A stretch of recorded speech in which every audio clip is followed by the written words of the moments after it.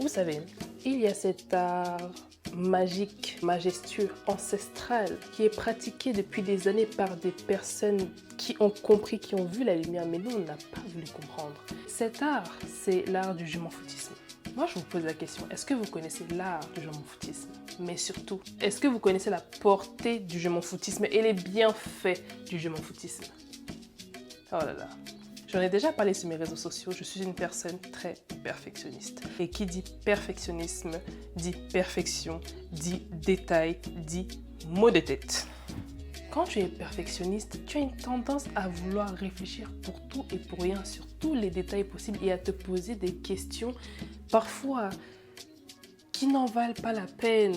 Je vais pas dire que ça n'en vaut pas la peine, parce que si ça en vaut la peine, mais parfois trop réfléchir peut tuer. Si vous ne le saviez pas et si c'est la première fois que vous tombez sur ma vidéo, je suis une créatrice de contenu et une vidéaste. Donc je poste mes vidéos sur Instagram, sur TikTok, sur YouTube, vous êtes là. J'essaye aussi de mettre mon agence de production sur pied et en tant que perfectionniste, et quand tu veux tout faire à la perfection, quand tu veux tout contrôler, tu peux pas t'en sortir en fait. Je me pose toutes les questions du monde. Est-ce que je suis capable?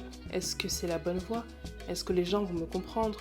Je n'ai pas envie de faire comme tout le monde, donc j'ai besoin de singularité. Est-ce que je suis légitime de vendre ce que je propose?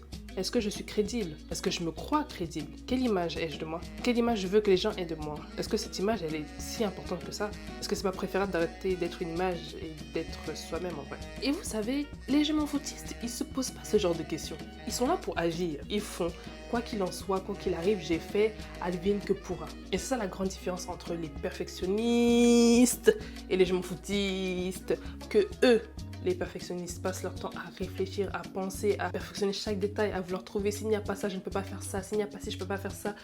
Eux, ils font quoi qu'il arrive. Les je m'en foutistes sont capables de faire des omelettes sans œufs, de se convaincre qu'il y a quand même des œufs dans cette omelette sans œufs et de convaincre les gens qu'il y a des œufs dans cette omelette sans œufs. Et tout va bien dans le meilleur des mondes. Pour eux, à la fin, ils ont fait une omelette. Est-ce que c'est un bon... Est-ce que c'est un bon exemple? Tout ça pour dire que la vie n'est pas compliquée, il ne faut pas la compliquer. Si tu veux faire quelque chose, tu fais. Si tu veux pas faire, laisse quelqu'un d'autre la faire. Mais arrête de réfléchir pour rien. Arrête de réfléchir si tu ne comptes pas agir.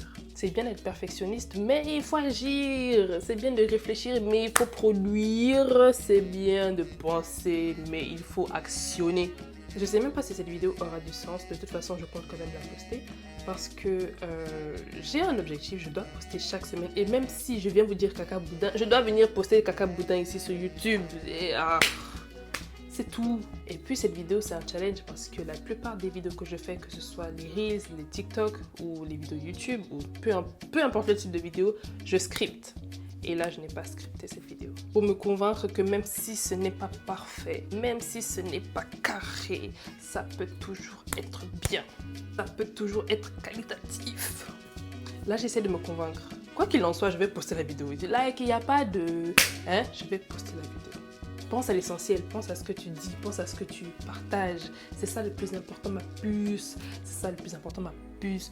J'espère que cette petite vidéo vous aura plu. J'espère vous retrouver très vite. N'hésitez pas à aller me follow sur Instagram et TikTok. Je vous laisse mes coordonnées ici. Mes coordonnées. Bref, je vous laisse de quoi me suivre, enfin, des indicateurs de la suivance vers ces différentes plateformes sociales. Et on se retrouve très bientôt.